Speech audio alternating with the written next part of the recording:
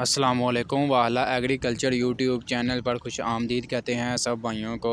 दोस्तों बहुत से भाई कमेंट्स कर रहे थे कि गंदम को रिवर्स गियर क्यों लगे हैं। जैसा कि मैंने पिछली वीडियो में भी आपको अपडेट दी थी, बड़ी वजह आप दोस्तों के साथ आपके सामने रखी थी कि क्या वजह जो हमने मतलब मार्केट से पता किया है, जायज़ा लिया है, जो वजह हमारे सामने आई आप दोस्तों के साथ शेयर की थी कि आपको पता है जो मार्केट में 10 लाख टन गंदम की जो मतलब खबर थी, उसने जो ज़मींदार थे, स्टाकी थे, उनको हिलाया थोड़ा-सा। उन्होंने देखा कि गंदम के फ़िलहाल मार्केट में रेट्स अच्छे हैं, क्यों ना गंदम निकाल ली जाए। तो वो मार्केट में गंदम लेकर आए हैं, जिसकी वजह से जो है मार्केट में अचानक से स्टॉक ज़्यादा आया और रेट्स जो है अचानक से नीचे गिर गए। 2 दिन से तकरीबन 200-250 रुपए तक रेट्स नीचे आए हैं।